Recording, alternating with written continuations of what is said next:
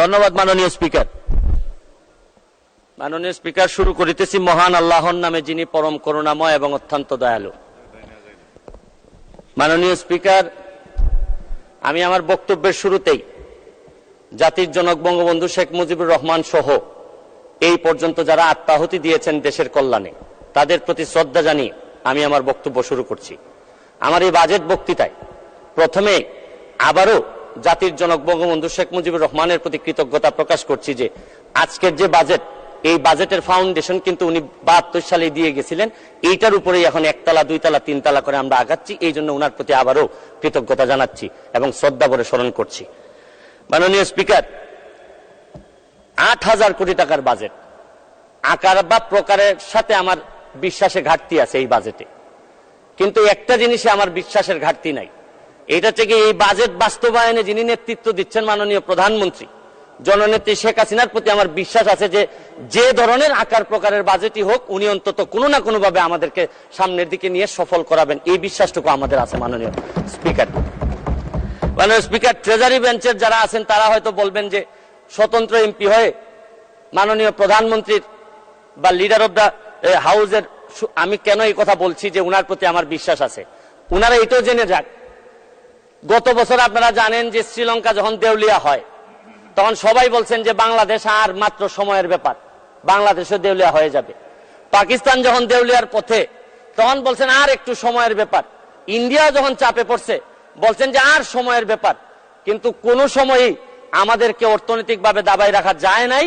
কারণ হচ্ছে গিয়ে ইন্ডিয়া, পাকিস্তান, শ্রীলঙ্কা, তাদের সম্পদ আমাদের চেয়ে কোনো অংশেই কম ছিল না। তবে একটা জায়গায় ঘাটতি ছিল, এদের জননেত্রী শেখ হাসিনা এদের হাতে ছিল না। মাননীয় স্পিকার, আমি এইটার সাথে সাথে বাজেটের উপর কয়েকটা কথা বলতে চাই যে এই সরকারের কয়েকটা প্রেসার নেওয়া লাগবে। এই প্রেসারটা আমি সাজেশন দিতে চাই মাননীয় স্পিকার। দেখেন, এই বাজেটে ঋণ দিয়ে উন্নয়ন ব্যয় মিটানো হবে। 2.5 লক্ষ কোটি টাকার লোন নেওয়া হবে, 1.5 লক্ষ প্রায় নেওয়া হবে হচ্ছে গিয়ে ব্যাংক থেকে। আমি মাননীয় প্রধানমন্ত্রী থাকলে বলতাম যে এমপি হওয়ার পর একটা গাড়ি কিনছি 1 কোটি টাকা দিয়ে, 50 লক্ষ টাকা লোন নিছি সাউথ ইস্ট ব্যাংক থেকে। এই লোন আর লোনের যে ইন্টারেস্ট, এটার কারণে রাতে ঘুম আসে না। মাননীয় প্রধানমন্ত্রী যে কিভাবে ঘুমাবেন এটা একমাত্র উনি জানেন। প্রায় 2.5 লক্ষ কোটি টাকার ঋণ উনার মাথার উপরে থাকবে সব সময়। আমি আরেকটা জিনিস বলতে চাই মাননীয় স্পিকার, আমাদের বড় চাপ ফরেন রিজার্ভ কমে যাওয়াটা একটা বড় চ্যালেঞ্জ। কারণ হচ্ছে গিয়ে যে বাজেট আপনারা এই সরকার এখানে দিচ্ছেন, আরেকটা বাজেটও আমাদের এই সরকারকে বা এই মাননীয় প্রধানমন্ত্রীকে ব্যর্থ করার জন্য আরেকটা বাজেটও আছে। এই বাজেটের যাতে এই সরকার ব্যর্থ হয় এটার নেতৃত্ব দিচ্ছেন তিনি হচ্ছেন গিয়ে ডক্টর মোহাম্মদ ইউনূস। তিনি চাচ্ছেন এবং তার নেতৃত্বে যিনি সরকার গঠন করতেছেন তার নেতৃত্বে আছে হচ্ছে গিয়ে ডলার। এই ডলার হচ্ছে গিয়ে নেতৃত্বে চাচ্ছে যে আমাদের এই প্রধানমন্ত্রীর এই বাজেট যেন ফেল হোক। আমি আরেকটা জিনিস বলতে চাই, এক্সচেঞ্জ রেট ডেপ্রিসিয়েশন করছেন হচ্ছে গিয়ে রিসেন্টলি আরো 7 টাকা ডলারের সাথে। এক্সচেঞ্জ ডেপ্রিসিয়েশন করার কারণে ব্যালেন্স অফ পেমেন্ট যেটা, এইটা আমাদের মিটানো অনেক বেশি ডিফিকাল্ট হয়ে যাবে। এইটা একটা বড় প্রেসার। মাননীয় স্পিকার, মুদ্রাস্ফীতি আপনি জানেন যে টাকার দাম কমে যাচ্ছে, কমে গিয়ে 9.5% হয়েছে এই গত 20 মাস ধরে। আপনাদের কাছে তো মাত্র একটা সংখ্যা 9.5%, কিন্তু ফিক্সড ইনকাম যারা করে, যারা নির্দিষ্ট বেতনে চলে, তারা জানে যে মুদ্রাস্ফীতি এই পর্যায়ে 9.5% দিয়ে সংসার চালানো কতটা কঠিন। এটা একটা বড় চ্যালেঞ্জ মাননীয় স্পিকার। আপনি তারপরে এই বাজেটে 2-3টা জিনিস আছে, ভালো সফলতা আছে এই সরকারের। আপনারা কি করলেন? আপনারা ইন্টারেস্ট রেট বাড়িয়েছেন, খুবই ভালো, এটা প্রশংসার যোগ্য। আপনারা মানি সাপ্লাই বাজার থেকে কমিয়েছেন, এইটাও একটা সংকুচনমূলক মুদ্রানীতি, রাজস্ব নীতি। এই রাজস্ব নীতি করতে গিয়ে, সংকুচন করতে গিয়ে সবই ঠিক আছে মাননীয় স্পিকার, কিন্তু আমরা নিজেরা এমপিদের উপরও সংকুচন শুরু হয়ে গেল। আমাদের গাড়ির উপরও 25% একটা প্রস্তাবিত বাজেটে চলে আসলো মাননীয় স্পিকার। আমরা যে জিনিসটা বলতে চাই, কম্পেয়ার করে এই কথা বলতে চাই না স্পিকার। মাননীয় স্পিকার, কাদের সাথে কম্পেয়ার করব আমরা? আমার এলাকায় যত অফিসার আছে সবাই এই সরকার গাড়ি দেয়, নতুন নতুন গাড়ি দেয়, আর আমাদের কিনতে হয়। তাও আমারে ট্যাক্স মওকুফ করার কথা 25% এখন দিতে হবে, কিন্তু আমি মাননীয় প্রধানমন্ত্রী হইলে বলতাম গত পরশুদিন আমি তো গাড়ি পেয়ে গেছি মাননীয় স্পিকার, গাড়ি পেয়ে বলবেন আমি গাড়ি পেয়ে গেছি, আমারে তো কোনো ট্যাক্স নেয় নাই মাননীয় স্পিকার। তবে আমি মাননীয় প্রধানমন্ত্রীকে বলবো যে আমি যেহেতু ট্যাক্স বিহীন গাড়ি নিয়েই আসছি, আমার অন্যান্য কলিগরা তো আনতে পারেন নাই, আপনারা আমি যেহেতু এটা আমাকে ফ্রি দিলেন আর অন্যান্য আমার কলিগরা ফ্রি পাবেন, এটা ডিসক্রিমিনেশন হয় মাননীয় স্পিকার। তারপরে আমি মহান সংসদে বলে দিচ্ছি, তারপরে যদি মনে করেন দেশের স্বার্থে 25% নিবেনই আমাদের উপর, যতই কষ্ট হোক, মানবতার মা উনি, উনার বিরুদ্ধে আমরা কোনো কথা বলতে পারবো না, হয়তো উনি দেশের স্বার্থেই বলেন, তারপরে বলবো যদি উনি নিশ্চিতি নিতেই চান তাহলে আমার টাকাটা আমি কথা দিচ্ছি যে উনি যেদিন বাজেট পাস করবেন এই 25% টাকা আমি নিজে নিয়ে এনবিআর এর কাছে দিয়ে আসবো মাননীয় স্পিকার। তাও আমি চাই না যে আমি যেটা পাইছি এটা আমার কলিগরা পাবে না, এটা হইতে পারে না মাননীয় স্পিকার।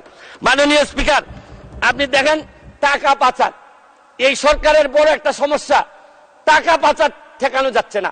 আপনি দুর্নীতি করলে তো অর্থনীতিতে নিয়ে আসা যায়, টাকা পাচার হয়ে গেলে যে দেশে যায় এই দেশের অর্থনীতির বাজেট হয়ে যায়। আরে আমরা বঙ্গবন্ধুর খুনিরে আনতে পারি না, আর টাকা পাচার করে এই টাকা ফেরত আনবো কিভাবে? এইটা একটা বড় সমস্যা। টাকা পাচার করে আমাদের বাজেট সংকুচিত হয়ে যাচ্ছে মাননীয় স্পিকার। মাননীয় স্পিকার, আরেকটা জিনিস, এই সরকারে রাসেল ভাইপার সাপ চলে আসছে মাননীয় স্পিকার। এই সাপ আসার কারণে সরকারে যখন সাপ আসে প্রকৃতিতে বেজি থাকে, এই বেজি করে কি সাপরে নিয়ন্ত্রণ করে, কিন্তু এই সরকারে দেখা যাচ্ছে বিভিন্ন জায়গায় রাসেল ভাইপার আছে কিন্তু বেজি ওই পরিমাণ নাই যে এই সাপরে ধরবে মাননীয় স্পিকার। আপনি দেখেন এই আমাদের প্রতিষ্ঠানগুলা কত দুর্বল হয়ে গেছে। আমাদের প্রতিষ্ঠান, একজন ভদ্রলোককে দুদক ধরতে পারে নাই, একজন ভদ্রলোককে এনবিআর ধরতে পারে নাই, বাংলাদেশ ফাইন্যান্সিয়াল ইন্টেলিজেন্স ইউনিট ধরতে পারে নাই, আর এনবিআর এর মতিউর রহমানকে ধরলে একটা ছাগল। ছাগল ছাড়াই এই লোককে তো আপনি আনতেই পারতেন না। ছাগলের কাণ্ড হওয়ার কারণে আর ফেসবুক বাইরে 1 মিনিট বক্তব্য আপনার বরাবর অ্যাপ্লিকেশন আছে, আমি 247 ইনভোক করতেছি। এখানে 247 হচ্ছে কি আমার বিরুদ্ধে এখানে একজন মাননীয় সংসদ সদস্য আমার বিরুদ্ধে অভিযোগ দিয়েছেন, আমার আত্মপক্ষ সমর্থনের সুযোগ দেওয়ার জন্য আমি সময় দেওয়ার জন্য আপনার কাছে দাবি জানাচ্ছি। মাননীয় স্পিকার, এখন আসেন আপনারা বেনজির কাণ্ড, মাননীয় সাবেক আইজিপি উনি এত বড় হয়ে গেলেন মন্ত্রণালয় জানলো না, মাননীয় স্বরাষ্ট্রমন্ত্রী জানলেন না, এই বাচ্চাটা এত বড় হয়ে গেল আর কিছুদিন সুযোগ পাইলে পুরা গোপালগঞ্জ কিনে ফেলতেন এই বেনজির সাহেব। তারপরে এইটার দায় এই মন্ত্রণালয় এড়াইতে পারে না মাননীয় স্পিকার। এখন আপনারা কালো টাকা সাদা করবেন, আমার কোনো অসুবিধা নাই। যদি মনে করেন টাকা রয়ে গেছে, কিছু টাকা জমানো বা বিভিন্ন অলস টাকা রয়ে গেছে, এটারে সাদা করবেন, কোনো অসুবিধা নাই। কিন্তু এই সাদা করার মধ্য দিয়া বেনজির আর মতিউরের টাকাও যদি সাদা হয়ে যায় আর এদের ভবিষ্যৎ প্রজন্ম উত্তরাধিকার, আদর্শের উত্তরাধিকার যারা, তাদের টাকাও যদি সাদা হয় তাহলে এই দেশের সময় শেষ, 1 মিনিটে শেষ করুন স্পিকার।